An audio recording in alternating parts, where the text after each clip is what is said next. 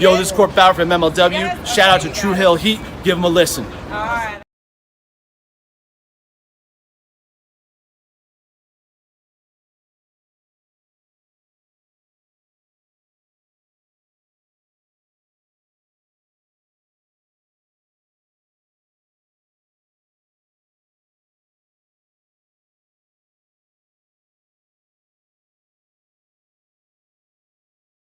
This is M-Dog20, Matt Cross, and you're listening to True Heel Heat.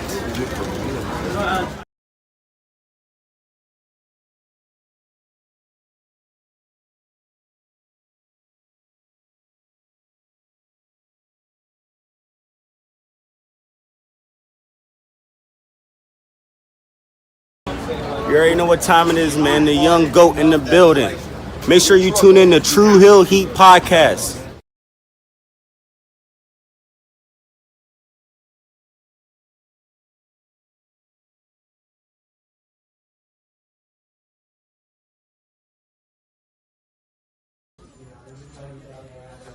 This is the knockout artist, Chris Hero. And if you're looking for some true heel heat, you better listen to them boys.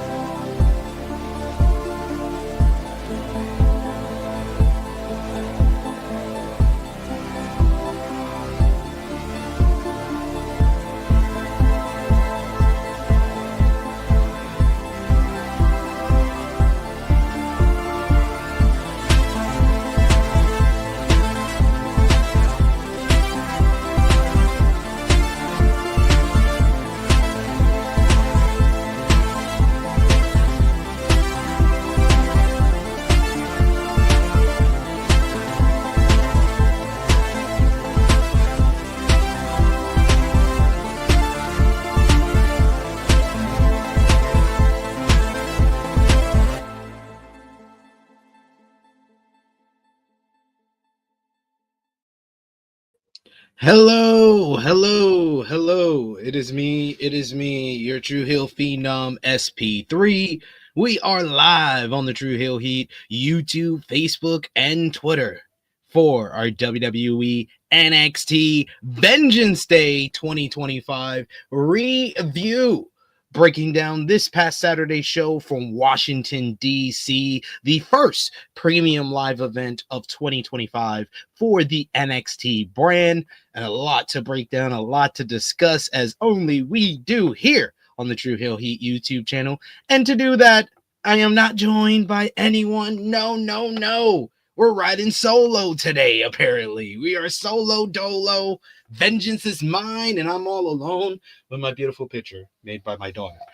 But yes, we're here to discuss NXT Vengeance Day 2025. Appreciate y'all for joining us live. Appreciate y'all if you're watching us on demand. Remember to show your appreciation back. The simplest way possible is by dropping a thumbs up on this video. You can also share this video with all your wrestling fans, friends, and family on all your favorite social media platforms. If you're new to the True Hill Heat YouTube channel, smash that subscribe button, hit the thumbs up, hit the bell to stay notified for all the great content here, and you'll always get updated whenever we go live. And we're pretty much here live anywhere between 5 to 7 days a week. We've had a busy week this week. I've been live pretty much every day since Tuesday. So I think I'm well deserving of a break pretty soon, because I got a Rated Raw review tomorrow. Maybe on Wednesday we'll take a break, but still got live streams to do, a lot to enjoy here on the True Hill Heat YouTube channel. But most of all, we want to hear from all of you. We want to hear your thoughts on NXT Vengeance Day 2025. So, of course, sound off in the live chat. We love to interact with all of you guys. Hear your thoughts on the big show from this past Saturday. What did you think about all the results? What did you think about the PC Shield-tribution? That's my name for them. That's my name. They didn't give us a name. They've been teasing this stable for weeks. So I'm going to call them Shield-tribution because they have shades of the Shield and shades of Retribution, which is both good and bad. We'll see. And we'll discuss it with all of you. Let us know in the live chat. And of course, if you're feeling generous, you want to give back to what we do here, you want to show your support to the True Heel Heat YouTube channel in the best way possible and show your support. If you're able to, of course, you can send a super chat donation. Any dollar amount matters. It goes back to the contributors that you see on screen with us here. And we always appreciate the support. And I always appreciate it when I'm solo dolo and y'all look out for the good brother and send some super chat donations because they all go to me. I don't have to share it with the Romeos of the world, with the Jimmy Magarans of the world. Now I love those guys. I wish they were here with me, but let's be fair.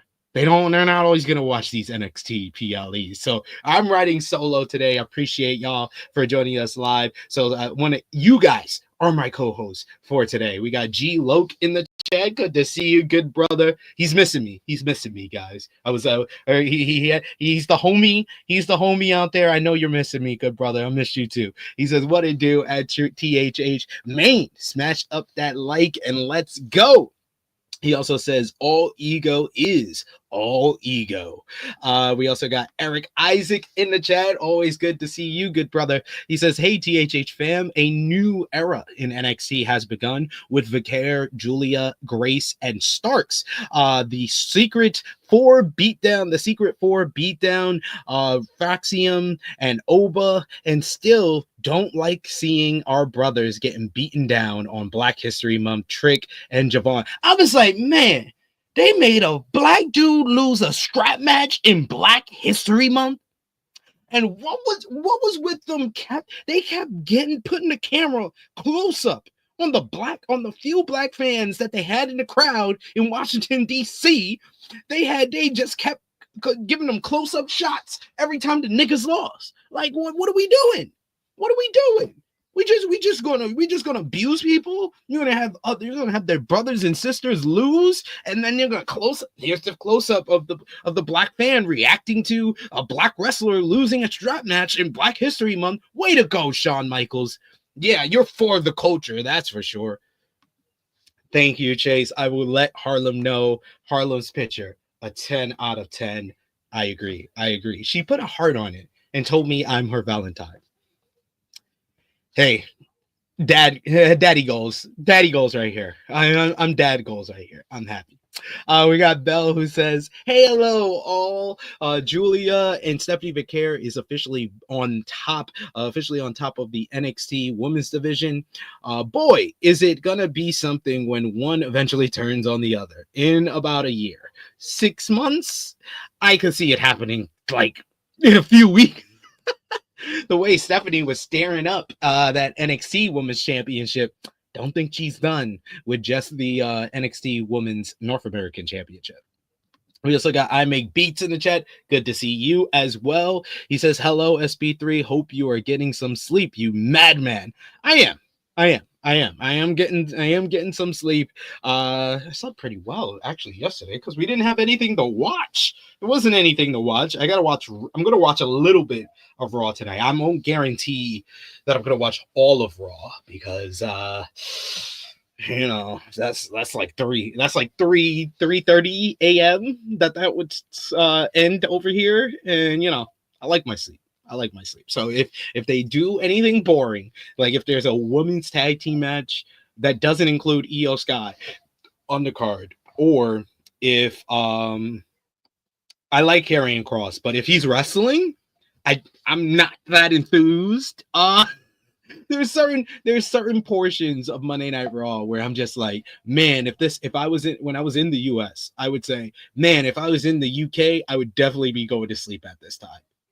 And this is my first time back in the UK during the Netflix era of Monday Night Raw. Guarantee you, Triple H, if you do anything boring on tonight's show, I'm going to sleep. we got Power Driver Finisher says shades of color bar screens. Yes, indeed. We also got here, we got Power Drive Finisher who says racially profiling from cameraman. He did. I 100% agree. That was straight up racial profiling. And then we got our first super chat donation from the good brother, the Ace, in the chat. I Make Beats. Thank you so much, I Make Beats, for the support. He says, best A-Town Down Under match I ever saw. The match really overachieved. Like, before we even get into like breaking down the show, that match I felt like was one of the matches that I felt overachieved on the show. Like, I wasn't expecting much from it because it's basically like a 2-on-1 handicap match, and it was a little bit of that, but I thought they told a really good story. And Obafemi, man, what can I say about Obafemi? I know I've insulted Obafemi that he can't go over 15 minutes. Now he's got quite a few matches that have gone over 15 minutes. They do try to hide his lack of cardio, and they do it very well because he's a guy that's had like maybe like 50 matches, and he's this good. He just has that presence, that charisma, that it factor that you look from a pro wrestler. You look at him and you see pro wrestler. You see main eventer. You see WWE champion. You see WrestleMania headliner. So Obafemi, his future is bright. A-Town Down Under. Honestly, I'm with some of the people on social media, and I want to say, Austin Theory should stay here. Austin Theory and Grayson Waller should stay here, and they should do the. I mean, we got more progression on their little dissension in this one matchup and on NXT than we have in the main roster for over a year. They were on SmackDown and Raw, and we haven't progressed past the dissension portion of it. At least we got some progression throughout the build up to this matchup and in the matchup itself. We got Chilling with Chase says once SP3 sees Karrion Kross in the ring, he going to sleep. 100%. Karrion Kross, PFC. Those are my main two. Whenever I saw them coming to the ring, I'm like, oh, time for me to go. Time for me to go to sleep. No, and turn off my TV, watch the rest of the morning. Bell says, I would say the same SP3. Then I saw Lola Vice video sending congratulations to Vaquer. Oh, I didn't see that. I don't even know what you're talking about, to be honest with you. We got I Make Beats. He says, I only watch live weekly wrestling if I can't sleep because it starts at 1 a.m. SP3, you on that hustle? Yes. I literally used to do my routine, to give you kind of a little bit of my routine when I'm here in the UK on how I watch weekly wrestling. Raw, whenever they bore me, I go to sleep. NXT, I'm not watching that on Tuesday night. I rather go to sleep early on Tuesday because that's the one day of the week that I can go to sleep early. Wednesday morning, I watch NXT while I'm working. While I'm working at Wrestle Talk, doing writing, I watch NXT. Or I wake up a little bit before I start my shift, and I watch a little bit of it before I can, so I can focus on actually watching the show. Wednesday night, I do watch Dynamite because I tend if wherever I go, if I open my phone and I don't watch Dynamite, I'm pretty sure I'm going to get it spoiled. And I literally took my flight last Wednesday, so I didn't watch Dynamite live. I actually had to watch it. Where did I watch? I think I watched it when I got in or on the way, because it's like, I think our place is like maybe an hour and a half away from the airport. So I watched it on the taxi ride coming to my home when I got here to the UK. But usually Wednesday nights I will watch that. I don't mind waking up, going to sleep at 3 a.m. one night a week without having to do like a review or anything like that. Thursday night, I will watch ROH because I do the post show over on Fightful, and ROH is a little bit better because they start at like midnight. And then what do we got?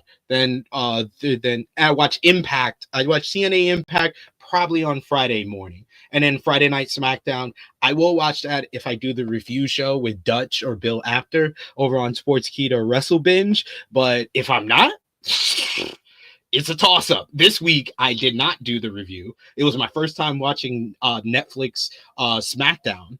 I did watch a large portion of that, but I did go to sleep after Tiffany Stratton and Nia Jax. After that DQ finish, I was like, yeah, I had enough. I'll watch the main event. in the morning. So I give you a whole breakdown. You're welcome, guys. Saturday Collision, if it's got a good lineup, I might stay up for some of it, but 9 times out of 10, I'll watch Collision Sunday morning. You just got my whole rundown of how I watch weekly wrestling in the UK. You're welcome, guys. We got MAB says, SP3, do you just sleep at your monitor like in the Matrix, just plug in 24/7? You know how much easier it would be to watch wrestling if I could do like the Matrix and just plug it in and just go to sleep and watch at the same time? That would be awesome. We got IAB says, Obafemi and A-Town have good chemistry. They do. They definitely do. We got Chilling with Chase says Austin Theory still has great potential. I think on NXT reset needed for him. 100% agree. Austin Theory, I've always been a fan of him. Go back. You guys can go back on this channel. Go to the homepage. Go to the search bar if you're watching. If you're looking on your laptop, I think they have a search bar as well. But you could put Austin Theory True Heel Heat. My very first interview was with Austin Theory, where he told me he was a big fan of John Cena, where he told me his dream match was John Cena. So you know how like conflicted I was watching WrestleMania 39 with like realizing that Cena had just like buried him in that first promo and that he wasn't going to get the benefit. I would go back and watch the content for 2023. I was pissed after John Cena cut that promo and ripped Austin Theory to shreds. He has great potential. He has the body. He has the look for it. He's good in the ring. He's got charisma. He's got a funny character that he can play. They just have not utilized him, especially in this Triple H era. I don't know what Triple H has against this man. We got also in the chat, we got IMAB saying, pay-per-views, I stay up because the chat is a blast. Yeah. Pay-per-views I usually will stay up for. That is true. IBB says, I prefer to watch next day and you can skip all the nonsense. I have to take your cue from that, sir.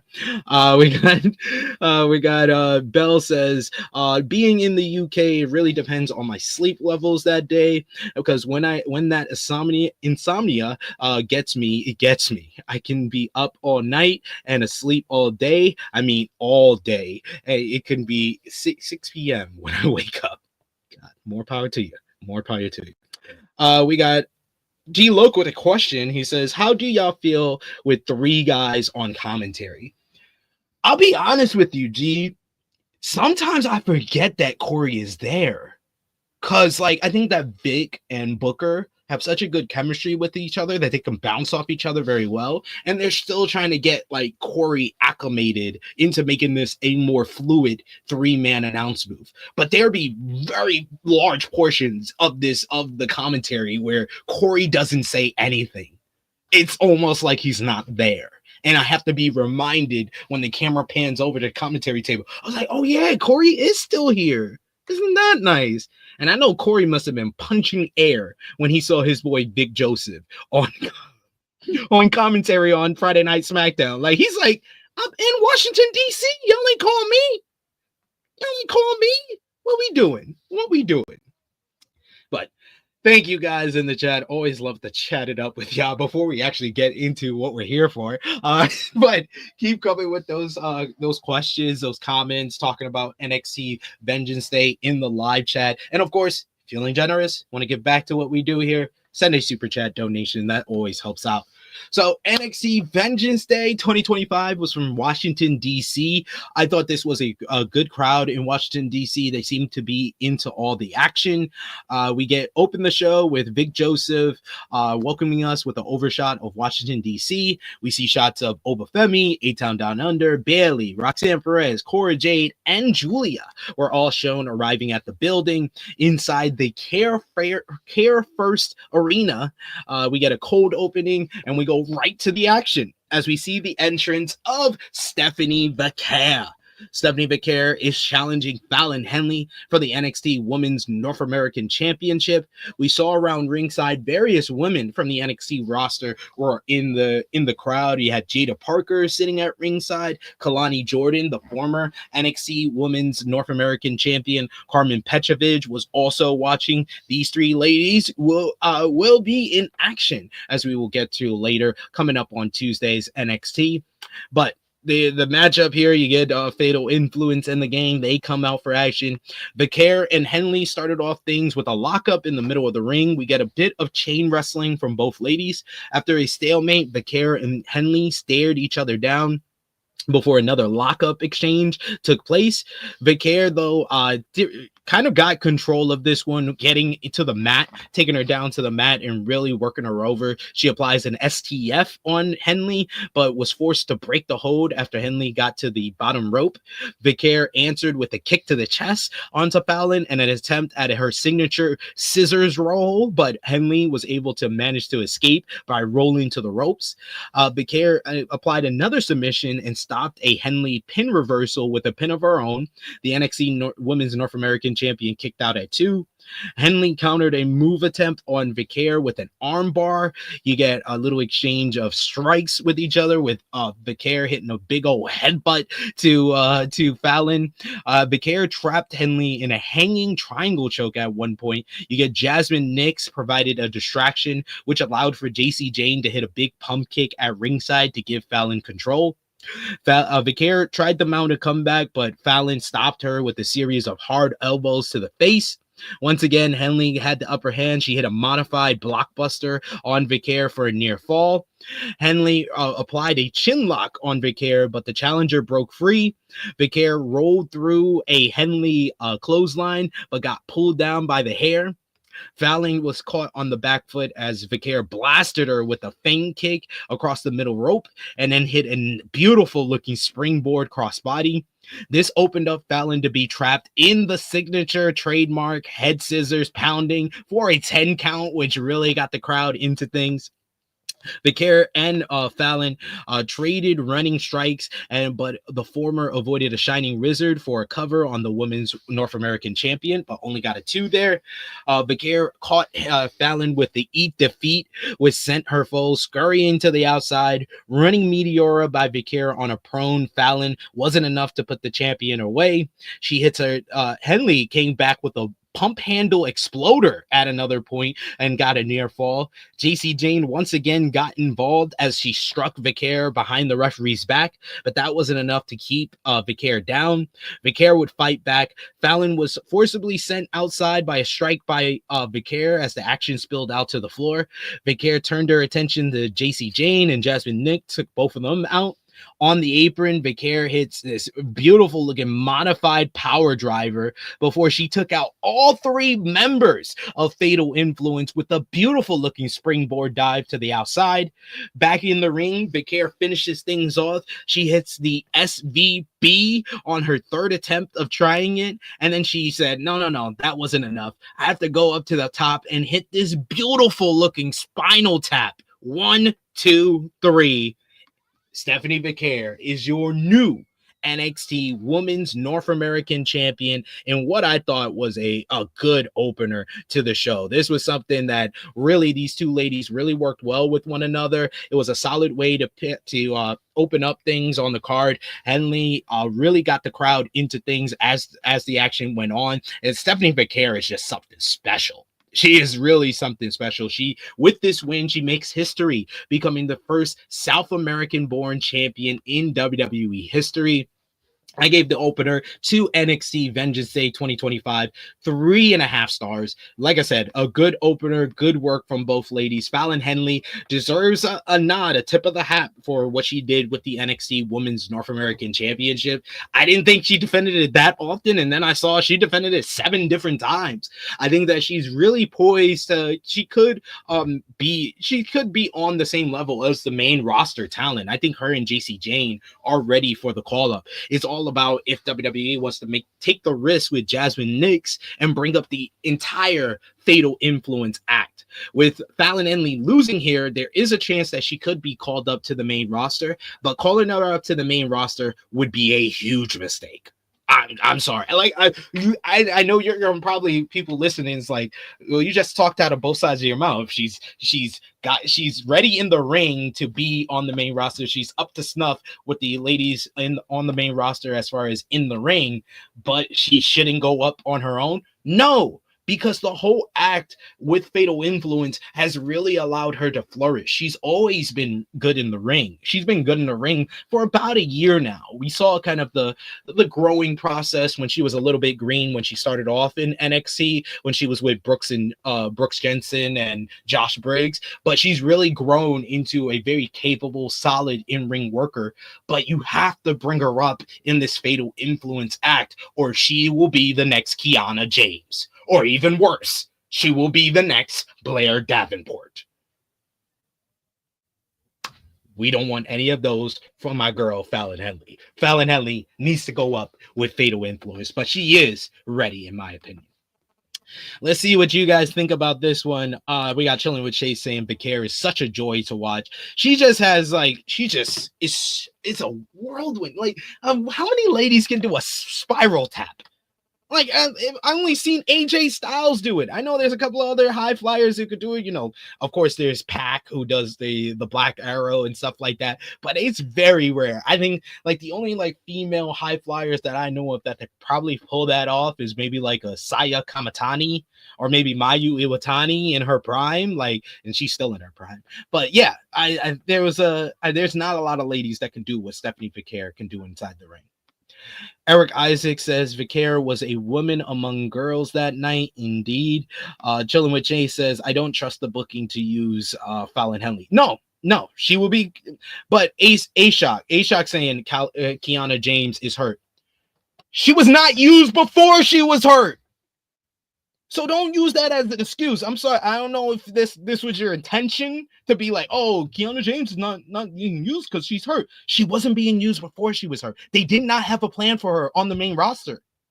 Like, that's an issue. That's an issue. And it's a prevalent issue that not a lot of WWE fans want to talk about. Is that Triple H has been fucking trash with these NXT call-ups. He always said, oh, you know, when I want to come up with a plan, you know, the plan and the GPS and shit. Your shit sucks, man. Like, you have not done well by a lot of your NXT call-ups in your regime since you came into power in September of 2022. And what's the reason for Blair Davenport then? Like, what are we doing? Lyra Valkyria, first ever women's Intercontinental champion. How well has she been booked since then? I may be saying SB3. That was a question about the triple threat. Okay, he says they setting up a triple threat with Jordynne Grace and Giulia. Did seem like that, right? By the ending of the show, but I think they're gonna go with Giulia and Jordynne Grace at Stand and Deliver. But we'll talk more about that when we get to the end of the show here. Now you know Ace, you know how we talk here. You know, good brother, you all good. We got Belle who says no surprise considering who her opponent was, but that might be the best I've seen Fallon so far. I don't think she's a bad wrestler. She's solid. Yeah. 100% I agree with you. She's a solid in-ring worker, but there is going to be flaws in the booking. That's why I said, like, she's better off going up with Fatal Influence. And I believe JC Jane is very capable. She's another solid in-ring worker that could work as a unit on the main roster. Dion Jenkins says Fallon would get lost in the shuffle. They don't need to call anyone up until they can book the woman they already have. Also a good point. I'm not mad at that point. That's a good point, Dion. He says, also, I bought tickets to AEW Revolution yesterday. Me and my bro are excited. Let's go, Dion. I'm hyped for you. I went to Revolution last year, and I went to Revolution and All In last year. All In, probably the greatest match I've ever seen live was Ryan Danielson and Swerve Strickland. But I always said, even after All In, I thought that Revolution was the better overall show. And what Revolution's setting up already, Mox and Cope, I'm not into that too much, but give me Kenny Omega versus Konosuke Takeshita for the International Championship. Give me some Will Ospreay versus Kyle Fletcher inside of a steel cage. Give me Swerve versus Ricochet 2. Give me MJF versus Hangman Adam Page. Those 4 matches alone make Revolution a must-watch and a potential show of the year candidate. Chilling with Jay says, how many main roster matches has Kiana James had? I think she's had like 2 Oh, and I think I'm being fair. I think I'm being generous when I say 2. Ace Jog says, I agree. The Blair lack of booking is bad. Yeah. Now she's gone. She's gone. She's gone. She got released. We got Power Driver Finisher says he's picking a longer route. He's picking longer routes to the destination. That was a good one. A-Shock, I'm praying for this. I'm praying for the Roxanne Perez call up. She's one that doesn't need anybody up. She can get called up to the main roster. Tony KK says cowgirl shit foul at Henley will have a great future when she gets transferred to either Raw or SmackDown. That all depends on how they use her and if she's called up with fatal influence, in my opinion. Grand Dog says Triple H is going on a road trip. That's funny. That's funny.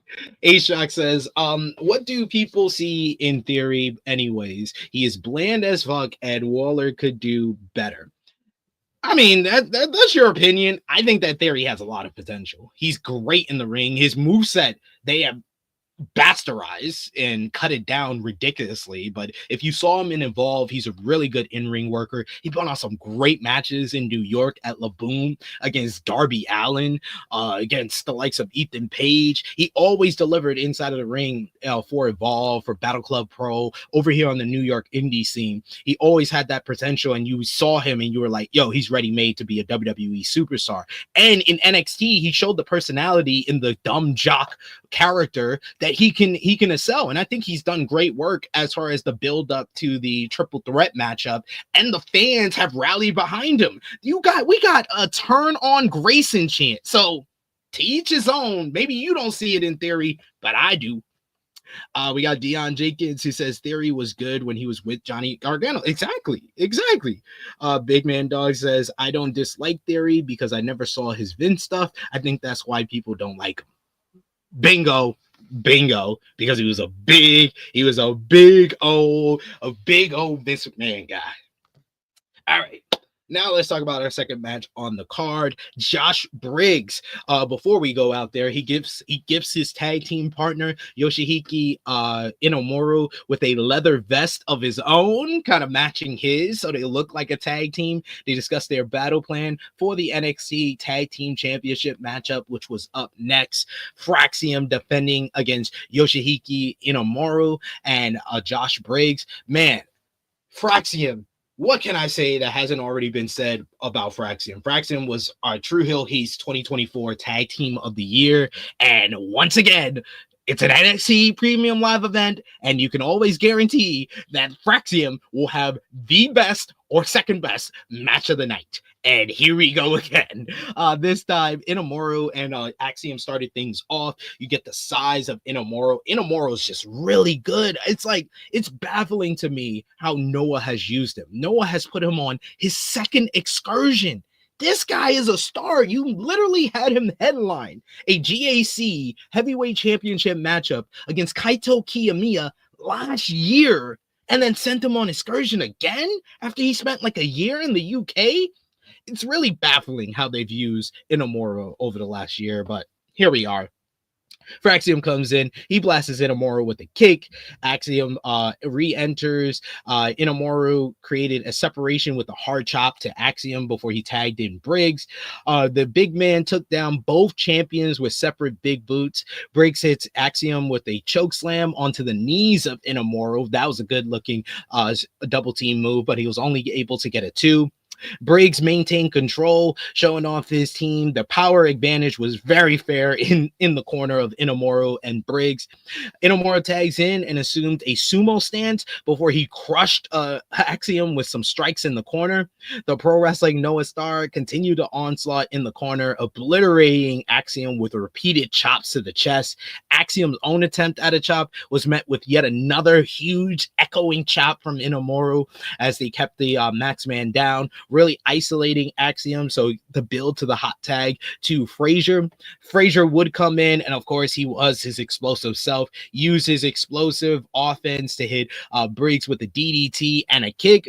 Briggs managed to heat himself back up as he hit Fraxiom. He hit Frazier with a power bomb. Briggs and Inamura hit a great looking double team toss into a power bomb on Axiom, but Frazier broke the pin up at 2. The fans came alive at that near fall. Inamura headed up to the top for his long dart, big splash, but Axiom cut him off, hits a big avalanche Spanish fly. Frazier tried to hit the Phoenix Splash, but Briggs caught him and hits an avalanche clothesline that sent Frazier colliding into Axiom. And on the come down, Inamura caught Frazier with a fall-away slam as Axiom took Briggs out with a poison rana. Inamura caught both members of Fraxiom, and spun them around before he hit a Death Valley driver on Axiom that sent him into Frazier. That didn't end the match either, as he got a 2 count. Inamura tried to go up to the top rope, but Axiom and Frazier avoided that at the last second. At ringside, Axiom took down Briggs with a huge moonsault off the top rope. Back in the ring, Axiom and Frazier put an end to Briggs and Inamura with their amazing modified total elimination, the missile drop kick off the top, combined with the going low, the leg trip by Frazier to pick up the victory here. Another great match from Fraxiom here at Vengeance Day. I gave this one 4 1/4 stars. This was just high energy, just Frazier, when Frazier comes in, he's a mile a minute. It's just ridiculous how fast he goes. But I love the storytelling of Frazier's a little bit more reckless, while Axiom is a little bit more calculated. So all of their saves kind of fit into that, and how they work the matchup and how they view the matchup and how they take to the matchup is very different, but it all comes together and it makes them the best tag team, not only in WWE, not only in NXT, not only in all of WWE, but in the world today. And another great matchup here. Like I said, 4 1/4 stars, but that wasn't all here. Both teams show respect to one another, but they were then attacked by the new mystery group. It is Shaquan Sugars, aka Lucky Ali, Cutler James, or Osiris Griffin, aka Josh Black, and Dion Lennox. In matching black clothes, they all laid out everyone in the ring with a sudden onslaught filled with nothing but retribution. It's like they are a shield together. Commentary speculated that these were the 4 men in the quick teasers on the past episodes of NXT, making their mark at the expense of the NXT Tag Team Champions. This was just like wild and crazy beatdown, like how they ended it with both guys holding Fraxiom on their shoulders and then just running them into one another, and how Axiom fell down on Frazier. I was like surprised that he didn't get injured, but they attacked Inamura, they attacked Briggs, they beat down everyone in sight. Another great matchup from Fraxiom. Inamura and Briggs really, really well together for a team that NXT is basically putting together here, because they don't have really a lot of experience as a duo. Josh Briggs is kind of a tag team guy and has been a tag team guy since he came over to WWE when he was paired up with Brooks Jensen. So he's used to these tag team format. Inamura, of course, when they train you in Japan, they train you for everything. They train you in tag team wrestling, they train you in singles wrestling, they train you in trios wrestling. So he's ready for this, but man, they were really good here. Really good here. Like I said, this was a great matchup from all 4 men involved. We got here in the chat, we got Big Man Dogs agreeing with me, 4 1/4 stars. Yeah, just a great match. It was high energy, high impact. Love the double team moves from both teams here. Inamura, he's an absolute star. Like, what are you doing, Pro Wrestling Noah? What the hell are you doing? Push this man. Push this man to the moon. Tony KK says Fraxiom never dies. Indeed. Indeed, man. I'm loving it. I'm loving it. Make Beats showing some love for Nathan Frazier. He says, my Jersey boy. We also got here Bell, who says, never break up Fraxiom. No, they need to be on the main roster. They do. We got Chilling with Chase says, the early 2000s had London and Kendrick. Late 2000s had Motor City Machine Guns. The 2010s had the Young Bucks. And the 2020s have Fraxiom. great. Yes, and the 1990s had the Rockers. Like, it just evolutions of evolutions. No, the 1990s had the Hardys. The 1980s had the Rockers. And late 1980s had the Rockers. Early 1980s had the Rock and Roll Express. That's the tree of the tag team tree. It all started with Rock and Roll Express. Then it went from Rock and Roll Express to the Rockers. Then it went from the Rockers to the Hardys. Then it went from the Hardys to London and Kendrick. Then from London and Kendrick to the Motor City Machine Guns. Then from Motor City Machine Guns to the Young Bucks. And now we got Fraxiom. I'm all for it. I'm all for it right here. We got I Make Beats, who says, I still believe Nathan is quicker than Braun. That's not a question. He is. He's the fastest dude in WWE. Fastest dude. Big Man Dog says, could it be an attempt to get more Western eyes on Noah? No, how they get more Western eyes on Noah is when they use WWE talent in Noah. I don't know if putting Inamura in a tag team is going to get eyes back to Noah when he goes back over there. I think that the way they're getting eyes to Noah is when they had like AJ Styles over there, when they have Tavion Heights and Josh Briggs in the N1. Those type of things are them trying to get Western eyes. Big Man Dog says, Fraxiom almost convinced me the BS comment that Briggs is the modern day Stan Hansen is true. It is a BS line because he was not that good in that one victory tournament. He was not that good at all. Big Man Dog says, these names are crazy. These names are awful. The names for Shield-tribution, oh my God. I was just like, me reading them, I was just like, what? Saquon Sugars? Saquon Sugars, Cutler James, Osiris Griffin, Dion Lennox. Yep. So Superstar written all over them. Tony K says Shield 2.0 question mark. Yo, it's like Shield-tribution. I think that's the best way to describe them. It's like a little bit of Shield, but a little bit of Retribution as well. Ace Shock, what a good. I like this. That's actually a good shout. He says, do you see Ricky Starks as the leader of this group? If they want to put a star in the group, then yeah, have Ricky Starks be the leader of the group. Why not? Why not? Dion Lennox, I'm sorry. I like Dion Lennox. I think he has potential, but he's not ready to be the leader of his own faction and expect the fans to take it seriously. I'm not. Dion Jenkins saying, I could see Fraxiom eventually breaking up on the main roster and Frazier eventually joining up with Seth. I could see that.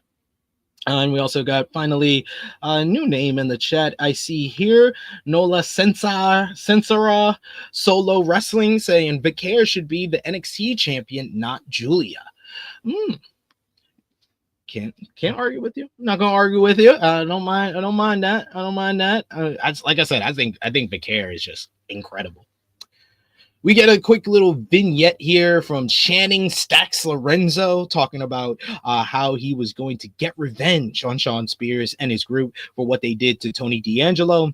He said he was challenging Spears for a matchup on this Tuesday's NXT, stating that the payback wasn't going to be pretty. And it was made official later on in the show. It will be Stacks going one-on-one with Shawn Spears. Just don't have it main event again. Thank you. Please and thank you. But yes, up next we get our strap match. Trick Williams going one-on-one with Eddie Thorpe. Thorpe got a cheap shot early on Trick before the strap could be tied by the official. Williams fought back and sent Thorpe to the outside with a big clothesline. Trick whooped that Trick early as the official tied the strap to each man's wrist. Thorpe tried to beg off for mercy, but found himself tied to the strap as the match finally got underway. Williams seized the early momentum with a series of clotheslines on Thorpe, which sent him out of the ring again. Williams used the strap to send Thorpe crashing into the ring post at ringside before the action returned to the ring. Trick headed up to the top rope but got thrown to the mat by Thorpe, using the strap as momentum. Williams, though, took back over. He tried a strap whipping, but he missed out. Eddie avoided a boot from Williams and was able to regain control once again. But Trick, of course, would fight his way back into control. He looked to take out his frustrations on Thorpe after Thorpe took over for a bit of this one. He started hitting him hard with those strap shots, just lighting his ass up for a bit here. Thorpe could not escape the fate as the leather met the flesh with precision.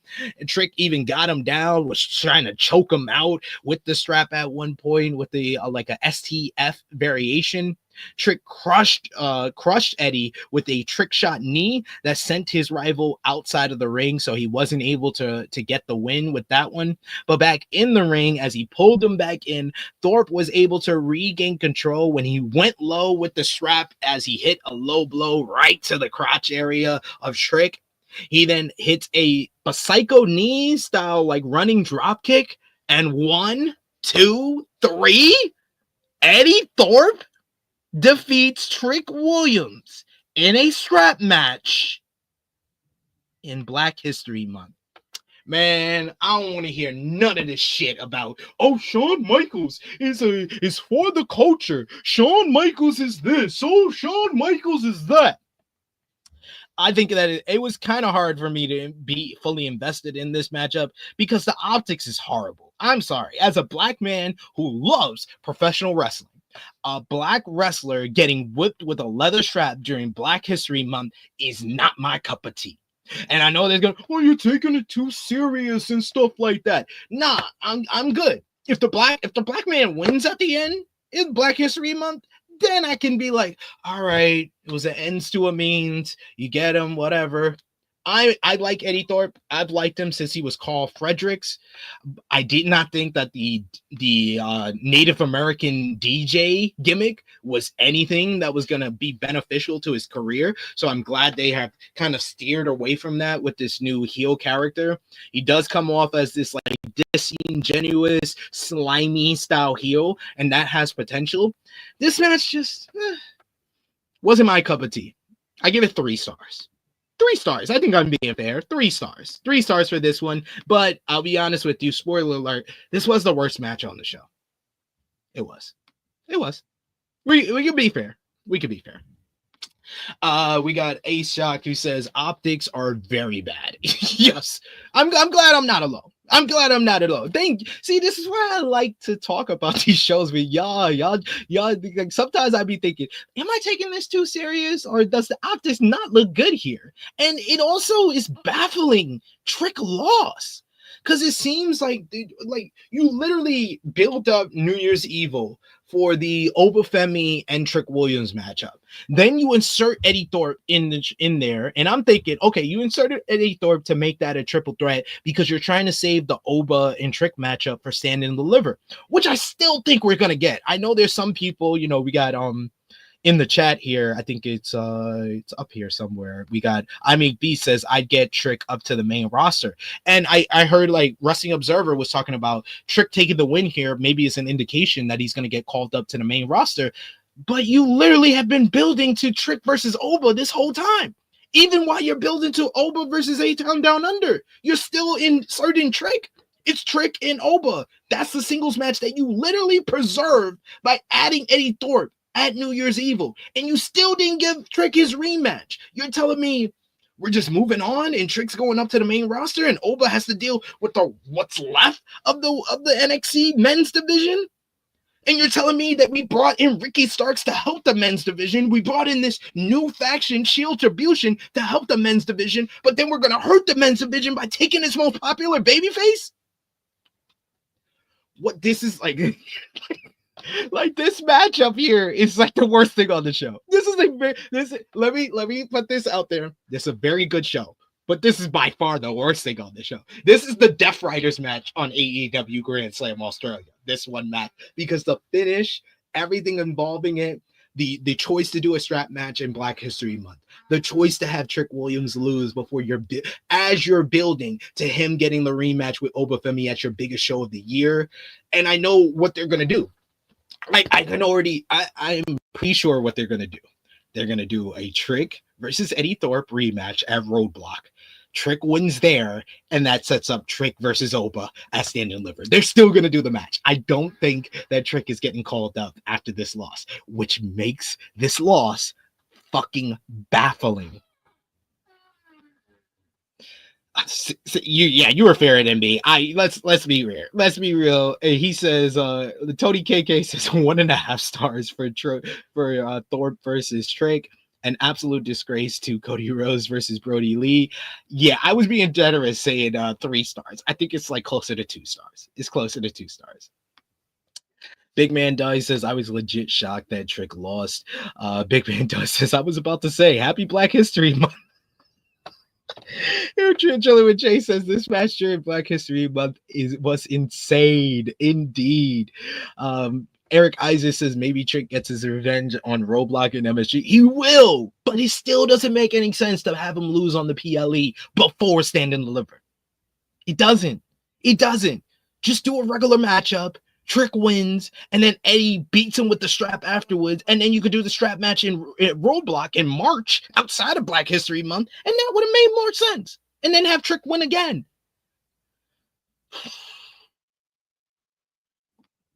Thank you.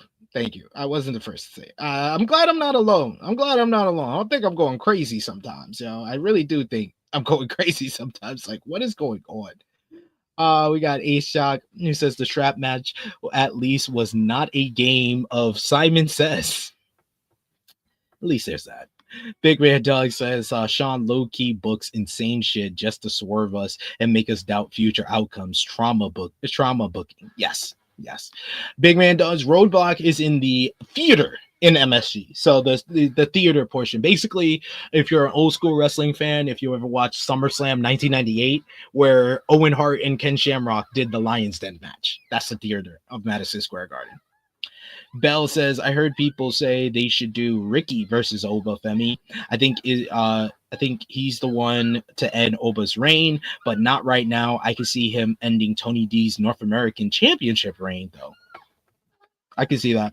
As Stand and Deliver.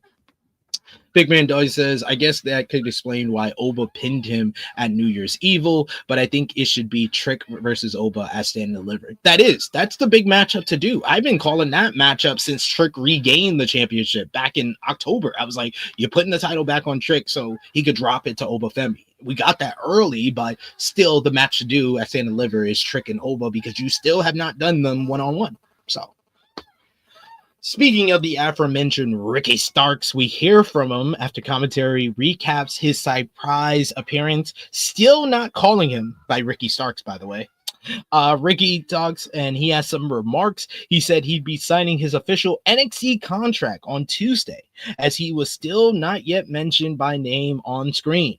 And they even give with the graphic, official NXT contract signing.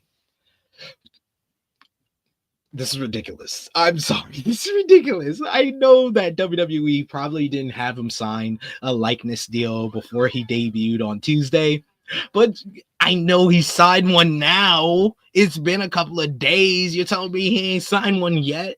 So you have to play this mystery. What's his name? And make people freak out and speculate.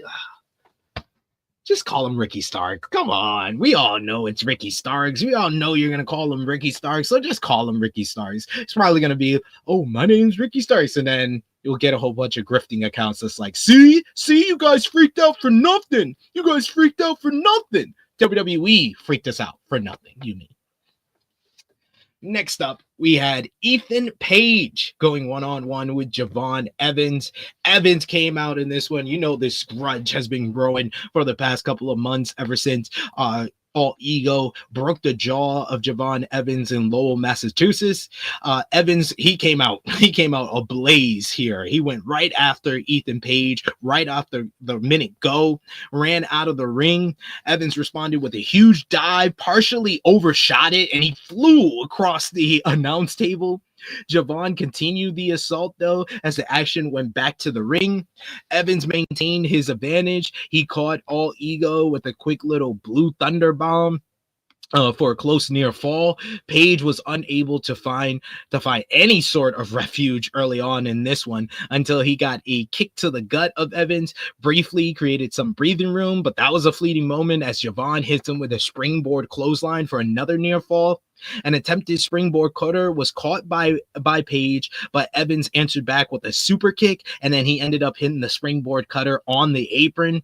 With Paige stunned, Evans placed his head against the steel steps. He looked like he was going to stomp down on it, but Paige is able to move out the way. He then takes advantage, and he managed to avoid that grisly fate, putting Javon's foot in the steel steps and drop kicking it, similar to how he broke the ankle of Dante Chin. I love how they used a lot of the build up to this matchup and the callbacks within the body of this matchup. They did that really well. The psychology in this one was probably the best of the show. Paige really took advantage of this advantage now. He was bloodied at this point. He began to systematically target the injured leg of Evans with stomps to the ankle, stomps to the leg. He followed up with a half crab. After a brief kind of breathing room for Javon, it was Paige who applies an ankle lock. He was pulling out all types of submissions I didn't even think he had in him. Javon was able to escape, though. Paige lifted Javon up for a power slam, but that wasn't enough to get the victory. He once again had the ankle lock firmly clinched, even had the grapevine on the hold. Evans was finally managed to get to the bottom rope to force a break. Paige tried once again for another ankle lock, but Evans escaped. He struck down Ego with a big old Superman punch. Paige caught Evans for the Ego's edge, but only was able to get a 2. Evans kicked out at the last possible second of that one. Javon blocked a stomp from Paige. He finished it off. He hits a big acrobatic kick on Paige. Ego was left at his mercy, so Javon stomped down on Paige's jaw. One more attempt at the springboard, but he hits a big dive to the outside. He looks for the springboard cutter, but all Ego catches him in midair with a punch right to the injured jaw. The timing of that was pristine. It was so fucking great. I love every minute of it. He caught him right on the button. You see the mouthpiece fly out of Javon's mouth, and then he finishes him off with his version of the twist of fate, which Vic Joseph coined the twisted grin. 1, 2, 3. All Ego Ethan Page picks up the victory in this grudge match. This was a very good matchup. Like I said, I thought the psychology in this matchup was the best of the show. I love how All Ego used his little attacks, and that's how he kind of got the heat of the matchup, working over the leg. Then when the work over the leg didn't work, Javon was making his comeback. He went right back to the jaw. Javon was able to avoid any punches to the jaw early, but right when he thought that he was going to finish him off with the springboard cutter, pop, right on the button. That was a great spot. That was probably my favorite spot of the whole entire night. 3 3/4 stars, a very good matchup between these two, but I love it because it's a very good matchup and you know the feud is not over. So it was a matchup that was very good, but you know they have a great match in them as well. So we know we're going to get probably even better. If the psychology was this good in this one, I think it could be even better if they have a rematch, maybe with a stipulation at Stand and Deliver where Javon can finally get his win back. But this is probably my favorite feud on NXT right now. These guys are really put one together. I love the original angle, the Wash Your Smile promo into "You're right, Javon. I shouldn't lose my smile. I should take yours." I still remember that line. That line is great. And then you followed it up here with a very good matchup at the PLE. Bravo to Ethan Page and Javon Evans. They deserve a tip of the hat for what they did on this show. We got IMAB who says, I'm a full-blown egomaniac. Indeed. Big Man Dog says, it's wild. This was only 12 minutes. Very dense match. Yeah. IMAB says, Javon is great. That kid is going places. It's crazy. He's only 20 years old. Man, shouldn't be that talented 20 years old. I was never that talented at 20. I'm not that talented now at anything. And yes, Ricky's got to hit the pose. Hit the pose. We got here. Bell says this whole name thing is just a meme at this point. They're doing it on purpose. Yeah, it's stupid. It's fucking stupid. We got I mean Beats who says Ethan Page is underrated. He is. He is very underrated. He's a great character worker. He's awesome on the mic, and he's very capable in the ring. He's not one of the best in-ring workers in the world, don't get me wrong, but he is a very well-rounded performer, in my opinion. Big Man Doug says, I thought this match was fantastic, but the people I watched it with didn't really pick up on the build. That's fair. That's fair. We got Big Man Doug saying Javon is a great seller. Yo, the way he sold that punch. Pristine stuff. We got Big Man Dog says 4 stars. This could have been an NXT classic if they went longer. Rare for me to say. I mean, yeah, that's fair. That's fair. But yeah, it seems like all of you enjoyed it just as much as I did. So I'm always happy to hear that. Stephanie Shiver interviews Stephanie Vaquer after her successful Women's North American Championship win. Vaquer said that she wasn't done yet and that she'd be watching tonight's main event, the Fatal 4-Way for the NXT Women's Championship. We then were announced that we're going to see a number 1 contenders match to determine the first challenger for Stephanie Vaquer for the title, as it's going to be Jada Parker, Kalani Jordan, and Carmen Petrovic in a triple threat match coming up on this Tuesday's NXT. Give me Jada Parker winning and give me Jada versus Stephanie Vaquer round 2. I want that, please.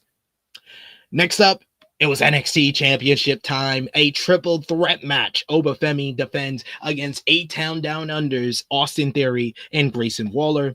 Waller hit Femi with a super kick early on as he and Theory began to double team on the NXT champion, clearly on the same page for now. Femi blocked an Irish whip attempt as he then threw both men down with a huge double chokeslam. A-Town Down Under found himself victim of a one-man double suplex. Theory tried for a roll, but got caught by Oba, who threw him into Waller with relative ease.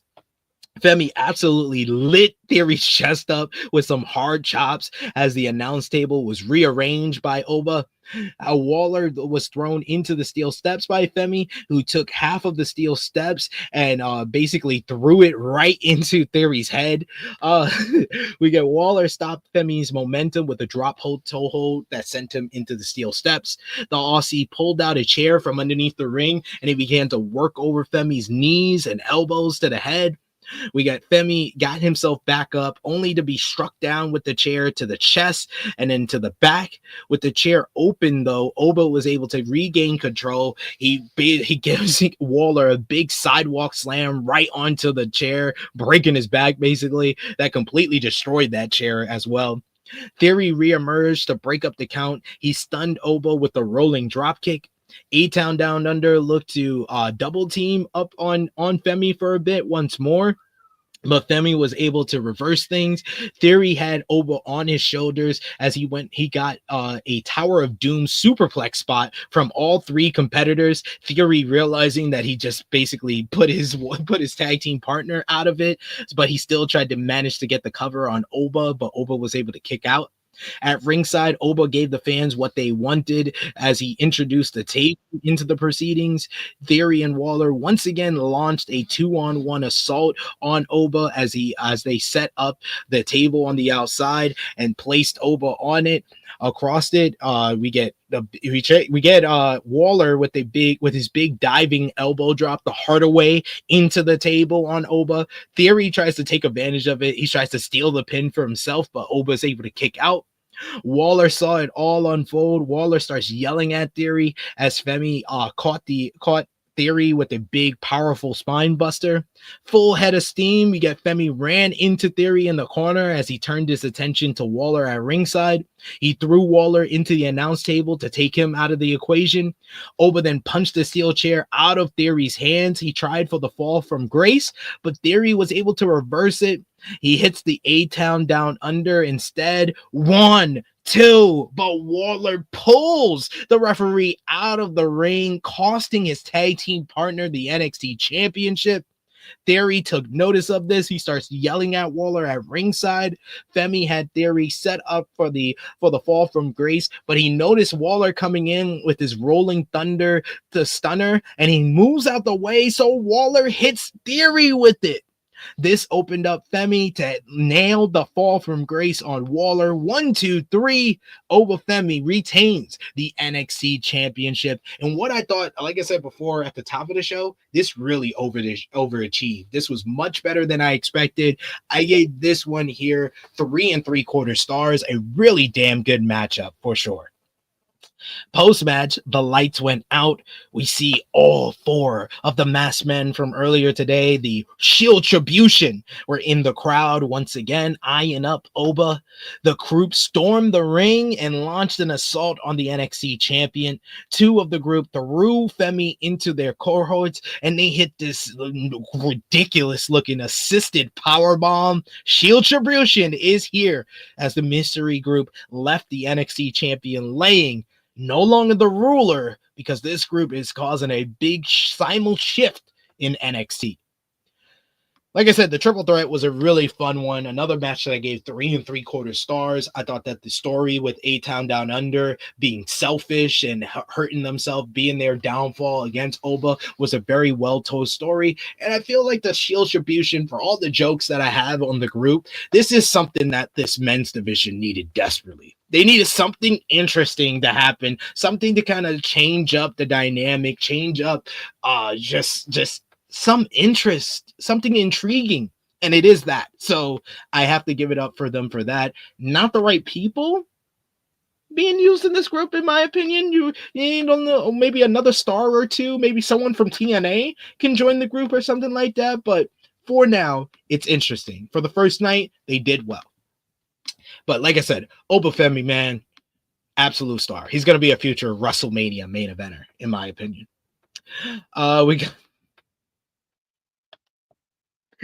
We got A-Shock who says for initials for Saquon Sugars is yikes.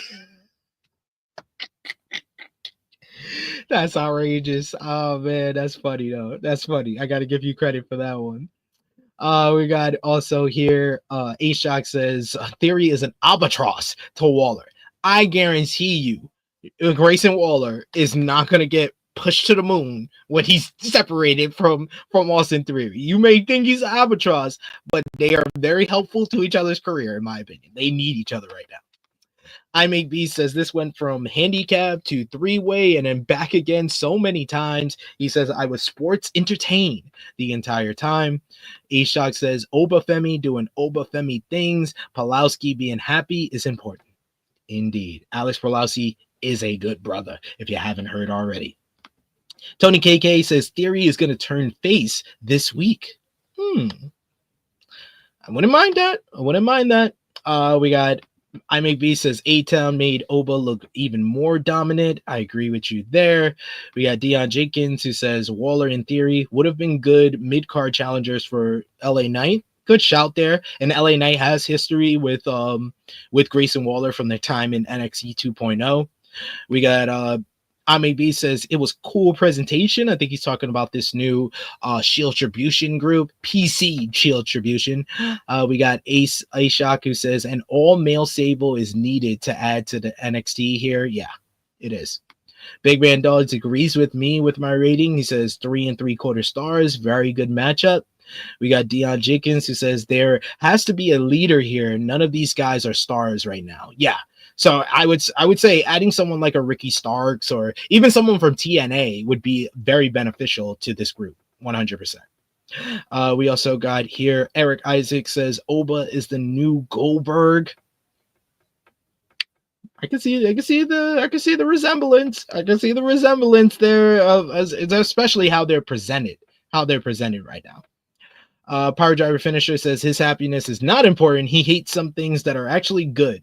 Yeah, like Darby Allin. We got into a whole argument when I was on Sour Grabs. He don't like Darby Allin. I know him and Kate don't like Darby Allin. Come on. One of the greatest TV wrestlers of all time. Stop being disrespectful.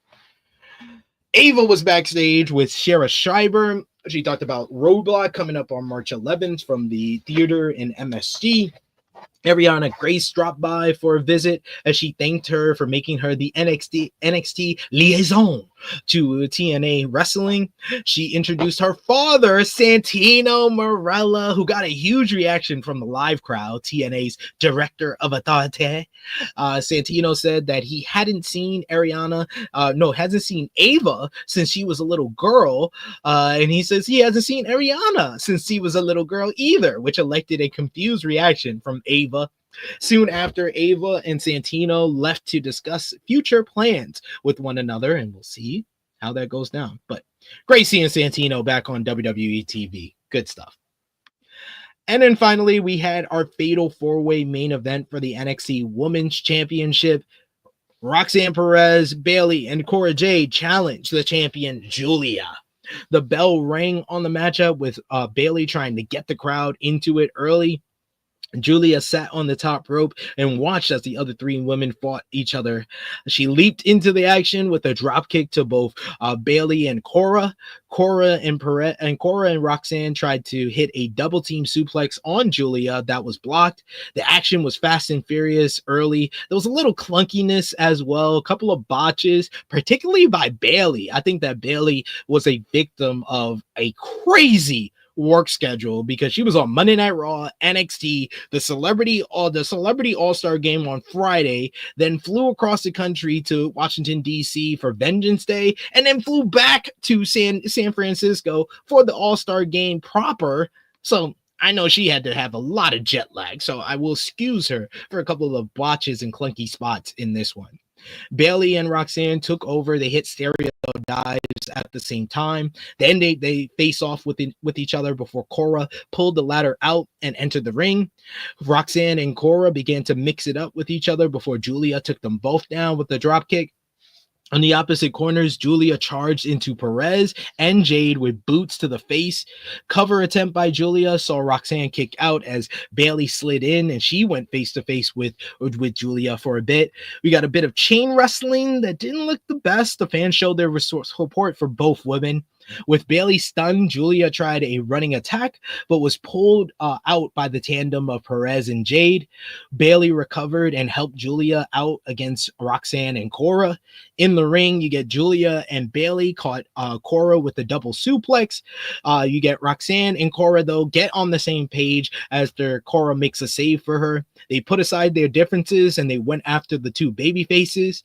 With the NXT Women's Champion isolated, Perez and Jade pounced on Giulia like sharks looking at their prey.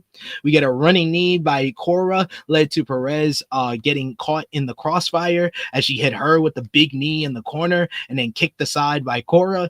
With Giulia and Bayley at ringside, Cora went up to the top. She has a diving moonsault onto two of them. Cora was on her game here. This is probably one of her better performances since she came back to NXT.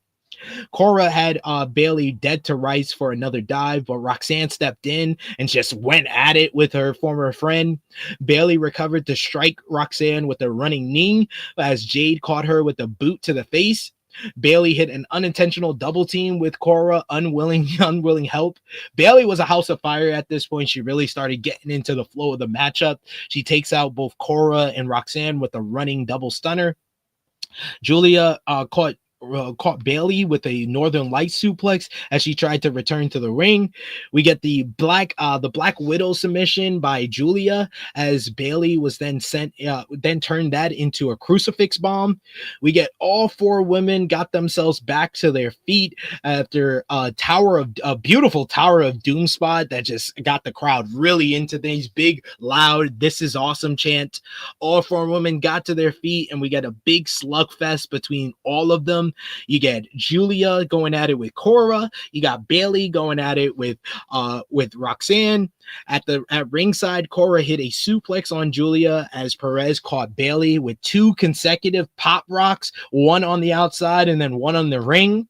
Cora interrupted and caught her friend with the double arm DDT. Giulia, though, at the last second nails Cora with the running knee to the face, and we get Giulia picking up Roxanne, hitting her with the Arrivederci knee once again, and then she finishes her off with the Northern Lights bomb. 1, 2, 3. Giulia retains the NXT Women's Championship in what I thought was a very good matchup from all women involved. Borderline great matchup. I gave it 4 stars. I thought the women really picked things up as they got past the early clunky portion of this matchup. It got really good. After the match, you get Giulia's celebration and interrupted by Stephanie Vaquer. They join in celebration. They raise their titles together, and we think it's the end of the show as the copyright graphic is the fake out because no, the sirens hit and out comes Jordynne Grace. Huge ovation for Jordynne Grace here in Washington, D.C. Grace enters the ring and stares down with both the NXT Women's North American Champion and the NXT Women's Champion to close the show as the future of the NXT Women's division is even brighter than it was before. Like I said before, very good main event from the 4 women. I enjoyed this one from start to finish. I thought that all 4 ladies did work well with one another. Like I said, I thought that Bayley felt a little bit off. I thought that Bayley was going to be the glue of this matchup. Giulia had her moments. She really got to shine towards the end of the matchup, but not really a big spotlight highlight showcase for her like I thought it would be. And I thought the MVPs of this matchup was Roxanne and Cora. Roxanne and Cora were on their game. Roxanne Perez always delivers in these PLEs. She steps her game up when the lights are on brightest, but Cora Jade arguably had her best performance since her return from injury in NXT. She really came out and worked hard in this one, getting that main event spotlight. All in all, very, very good matchup to close the show. We got here in the chat, yes, Big Man Dog says this was a very 4-star heavy show. Yes, nothing above like 4.25 on this show, but that's kind of the NXT PLE template. They don't give you like match of the year candidates all the time. Match of the year candidates, you're sometimes maybe get an Obafemi Hoss fight that goes over that 4.25 mark. You'll get maybe a women's championship matchup, probably when we get a Giulia versus Jordynne Grace or Jordynne Grace versus Stephanie Vaquer or Giulia versus Stephanie Vaquer. We'll get into that 4.5, 4.75 range. But usually these NXT PLEs, you're going to get one 4.25 match, and you'll get maybe 1 or 2 4-star matchups, and then the rest are like 3.5 or better. So it's always going to be a very good show. They've come up with a very good formula for these premium live events, in my opinion. Tony KK says, holla! Jordynne Grace is NXT. What an outstanding face-off for her and the champs, Giulia and Stephanie. Did y'all peep Stephanie looking at the NXT Women's Championship? She's not satisfied with just the North American title. She ain't satisfied, y'all. She ain't satisfied. We got another super chat donation from the good brother I Make Beats. Final call, guys, for super chat donations. If you want to show some love, any dollar amount matters. I always appreciate the support that you give us. It could be $1, it could be $2. I appreciate it, and I'll definitely highlight whatever you got to say, even if it's not in the actual super sticker or super chat that you get. Roxanne, I Make Beats, thank you once again. He says Roxanne Perez is the next Bryan Danielson. She's just so good. And yes, she's ready for the main roster. This is not the Fallon Henley situation. Roxanne Perez, when she goes to the main roster, I have full-on belief she's going to get pushed to the moon. She is 23, going on 24 years old. The sky is the limit. She can be a top star for WWE on Raw or SmackDown for the next decade if she wanted to. She's that good. She's well polished in the ring. She's always been really good in the ring, but she's just gotten better since she's been able to put her heel character work and apply it to her in-ring work. And it's just fleshed her out and made her the best versatile performer on the women's division in NXT, in my opinion. We got here in the chat Belle, who says it's nice seeing Bayley back on NXT. I hope she's taking Roxanne with her back to the main roster and they could continue there. But that's just me. That's not just you. That's everybody. Everybody's been saying that. We all want Roxanne and Bayley to continue this rivalry on Monday Night Raw. Tony KK going high on this one. He says overall 4.75 stars. I'm extremely happy to see Giulia retain her NXT Women's Championship after pinning Roxanne Perez. Dion Jenkins says, Bayley tries to do too much sometimes. I loathe that running sunset flip into the corner. It never looks good. It doesn't. You're absolutely right. It never looks right. The worst one was the match with Nia Jax at Bad Blood. That looked horrible. Dion Jenkins says Roxanne held this match together. Yes, she did. She wound up being the glue. I thought that Bayley was going to be the glue of this matchup, but Roxanne was.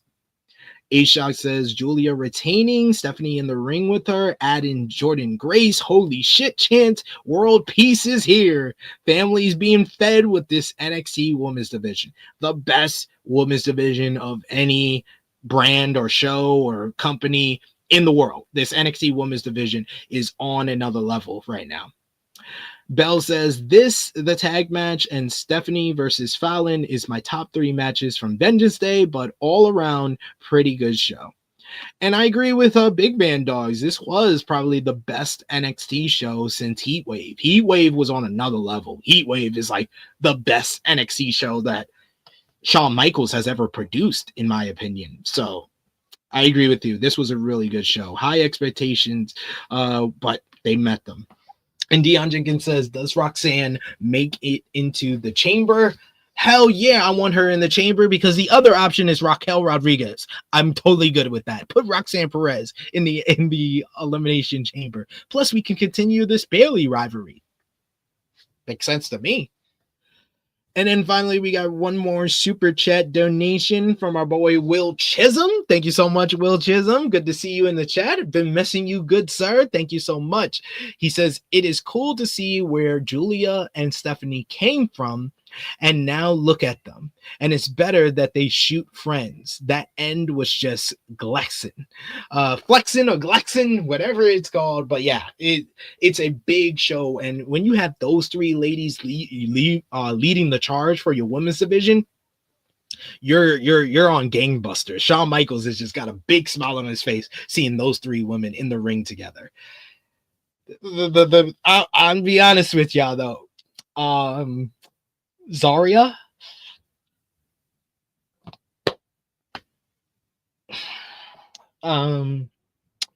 yeah, Zarya,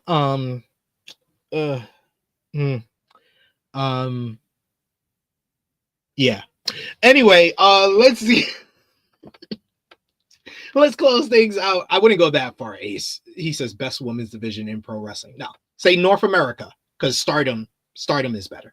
Stardom is better. Marigold's better. Japan, Joshi Wrestling has the best women's division in pro wrestling. This is the best women's division in North America. But yes, we've come to the end of our review here. So you know what we do here on the True Heel Heat YouTube channel. It's not just me, it's y'all as well. Y'all are to determine how we grade this NXT Vengeance Day show. So let me know, what was your match of the night, your MVP, your LVP, whether you gave the show a thumbs up, thumbs down, thumbs in the middle, and out of 10, what did you give the show? For me, for WWE NXT Vengeance Day 2025 in 3, 2, 1, thumbs up across the board from me. I give this show an 8 out of 10. This was a very good show. Got your NXT tag team title matchup, the NXT Women's Championship, the NXT Championship. Man, this show really didn't have, I would say, only one bad match, and that's not even bad. It was passable. One passable match in the strap match that really probably shouldn't have even been here, especially in Black History Month. But outside of that, I thought that everything else on this show delivered in spades. You had the good opener with Stephanie Vaquer winning the NXT Women's North American Championship. You got Fraxiom once again giving us a banger on a premium live event. Ethan Page and Javon Evans giving us a psychology battle that really paid off all the buildup that they put into their rivalry and left some room for more moving forward for the rivalry to continue. The NXT Championship matchup, the triple threat, overachieved here, and the NXT Women's Championship Fatal 4-Way delivered what it should be. So 8 out of 10 for me for this one. Match of the night, I'm going to give it to Fraxiom versus Inamura and Briggs. That was just Fraxiom having the best match on a premium live event. What's new? And then I'm gonna go MVP for the show. I'm gonna give it to the big three. The big three at the end of the show: Giulia, Stephanie Vaquer, and Jordan Grace. These three are gonna lead NXT into the future, especially this women's division, which is just light years ahead of the men's division. That's for damn sure. And LVP for the show, I'm going to give it co-LVP to Heartbreak Kid Shawn Michaels for booking that damn strap match in Black History Month and having the cameraman focus on every black fan after your two black stars, Javon Evans and Trick Williams, lost matches. That wasn't funny. You're not funny, Shawn. You're not funny. Stop that. And then I'm going to give co-LVP to Eddie Thorpe for beating a black man with a belt during Black History Month. I like you, Eddie Thorpe. I like you, Carl Fredericks. I just don't like that. Okay.